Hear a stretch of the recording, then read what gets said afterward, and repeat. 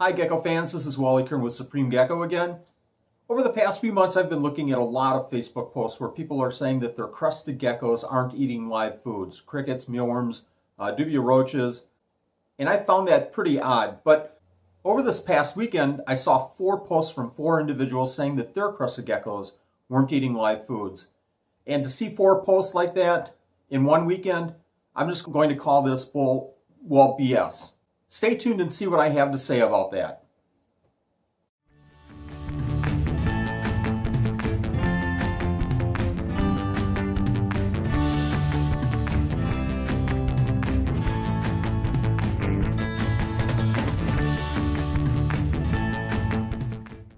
As I mentioned this weekend, there were 4 posts from 4 individuals indicating that their crested geckos aren't eating live foods. We're going to take a quick look at those, and again, I do have permission from 3 of these keepers to use their posts in this video, so I'm going to go ahead and just real quickly read over these posts. From Rebecca Nolan, my babies aren't keen on live foods. From Tosh, mine's not had any live foods for about a year. And from Rebecca Sinko, my guy doesn't like feeders. So I just wanted to say everybody's gecko is different. Every keeper keeps their animals differently. Every situation is different. What I want to add at this point is that I really appreciate these 3 keepers letting me use their posts, and in no way is this any kind of an editorial on their keeping skills. In a separate chat, I spoke to Rebecca Nolan about her animal, and she indicated that her gecko actually has an increase in feeding response. Tosh indicated that her crested gecko is actually eating live foods, but only 1 or 2. And Rebecca Sinko has 1 animal, and it's just not eating whatsoever, no matter what she tries to do. Again, every situation is different for every single keeper. But to see so many other posts on Facebook about this subject, I wanted to bring it to everybody's attention and see if we can do anything about that. First, let me point out that you don't have to feed live insects to your crested geckos. If you're feeding the right crested gecko diets with increased protein ingredients, then you don't need to feed live foods. However, feeding live foods to a crested gecko, especially a baby crested gecko, will increase the proteins in their diet and ensure a healthier growth rate. So we're going to break this discussion down into 2 different subjects, baby crested geckos and adult crested geckos. When I talk about babies, I'm talking about anything from about 2 to 3 weeks old to about 5 months old. And I intentionally exclude the new hatch to about 2 to 3 weeks old because what we do personally is feed crested gecko diet to the babies to establish that feeding pattern. From an experience standpoint, let me establish where I'm at with crested geckos to give you a reference. I've been keeping crested geckos for over 15 years, 15 to 18 years, and over that time period, I've hatched out probably over about 5,000 crested gecko babies. So having hatched out that many babies, I'd like to say at this point that I have never once seen an issue with a crested gecko baby not accepting live foods.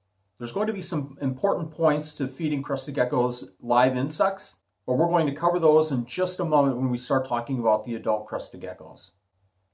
If you feed your crested gecko babies the right size feeder insects the right way, then you should have no problem whatsoever. If you do have an issue, please make a comment down below and we can talk about that. A couple of months ago, I made a video on how to get your gecko to eat.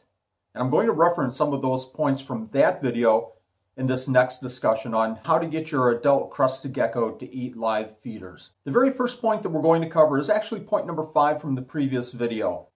That point is minimize the handling of your gecko when you're feeding it. My suggestion has always been feed your crested gecko in the enclosure that they're growing up in. Feed them in their home.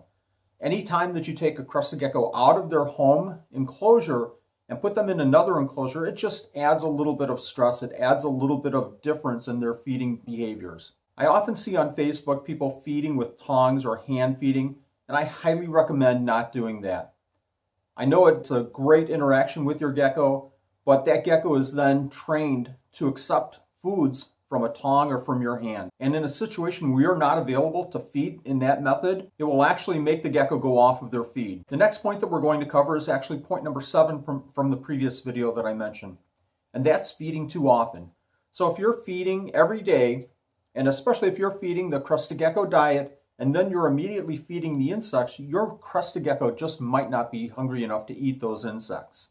In this situation, feed your crested gecko diet, and then the next day, feed your insects, or 2 days later feed your insects. We typically feed our crusted geckos insects once a week, and that's over the weekend. I would say that for our crusted geckos, some of the crusted geckos eat their insects all the time, and then some other crusted geckos will eat their insects sometimes, but all of the crusted geckos eat insects at some point or another. Here's another very important point. Don't feed your insects in the enclosure itself, especially if you have any kind of a substrate. We like to use mealworm cups or glass bowls so it contains the insects in those containers. Why is that important? Because it focuses those crusted geckos on where to find that food, and they don't have to chase around those insects all over their enclosure.